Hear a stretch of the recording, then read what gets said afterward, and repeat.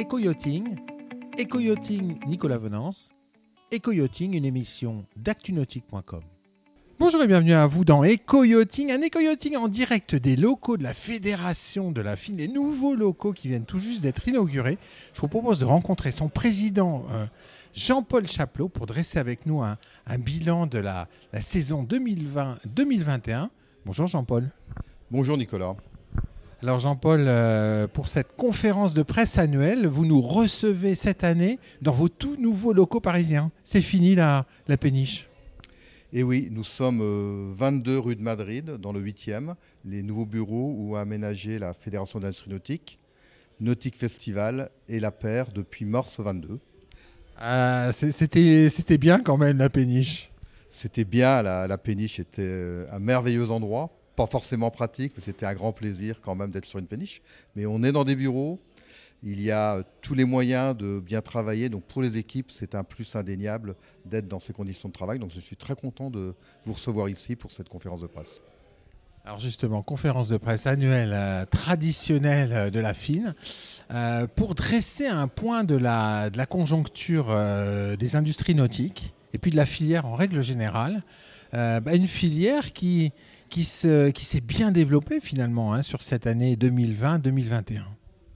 Effectivement, donc nous annoncions aujourd'hui l'ensemble des chiffres de l'année 2021 et la filière a bien passé l'étape après Covid, puisque 2021, l'ensemble de la filière s'est développé de près de 5%.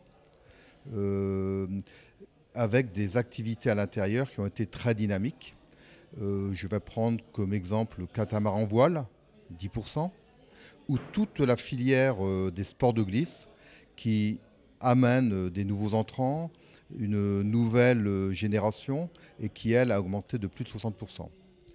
Je voudrais aussi rajouter un point non négligeable, c'est la part export qui a beaucoup augmenté, qui était en moyenne à 75% et qui est maintenant à 79%, donc près de 80% pour l'ensemble des constructeurs. Alors la filière nautique se développe, on est quasiment revenu au niveau de 2019. On est au niveau de 2019, dans certaines activités au-dessus, dans d'autres activités très proches. Et je pense qu'on aurait pu être au-dessus de 2019 dans toutes les activités du fait de la demande. Mais les arrêts de 2020, les confinements ont freiné quand même le début de 2021 pour bien répondre à la demande. Donc je suis très satisfait pour l'ensemble de la filière et l'ensemble des segments qui travaillent dans cette filière. Oui, parce qu'en fait, on est en croissance. Mais finalement, avec les ruptures d'approvisionnement, les réouvertures d'usines, ça aurait pu peut-être, on ne le saura jamais, être beaucoup plus fort parce que la demande, elle est incroyable quelque part. Effectivement, on ne saura jamais, comme tu le dis. La demande est incroyable. C'est une très belle surprise.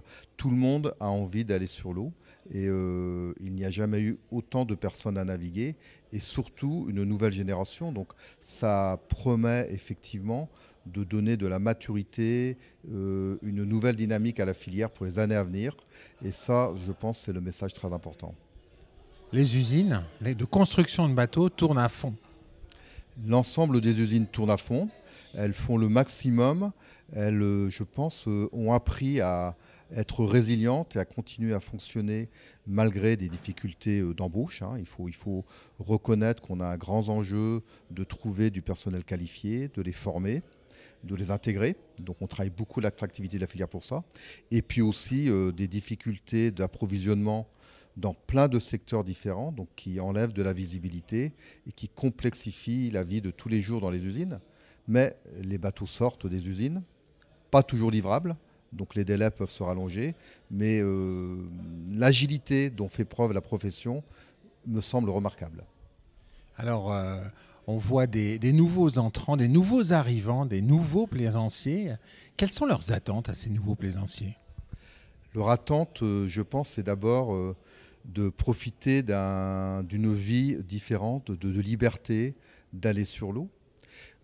C'est une génération aussi qui a certainement une vision du monde de demain où ils savent que beaucoup de choses changeront et que les aspects environnementaux, les aspects d'énergie sont très importants dans leur démarche. Donc ils font beaucoup de sport de glisse, par exemple, qui s'est beaucoup développé, où ils ont beaucoup d'exigences quand même sur l'évolution qu'on devra apporter à l'offre demain, à la pratique de la plaisance et tout ça. Et ça confirme, et je pense peut-être accélère les orientations que nous avons données à la FIN les derniers mois pour bien s'adapter aux exigences du futur et à notre responsabilité de répondre à tous ces enjeux. Alors ça, selon les enjeux du futur, là on va maintenant parler un peu de la conjoncture actuelle des derniers mois. Depuis le début de la guerre en Ukraine, il y a un ralentissement de la demande de bateaux neufs. En parallèle, on a des augmentations de prix. En 2 ans, on a des augmentations de prix de 15-20%.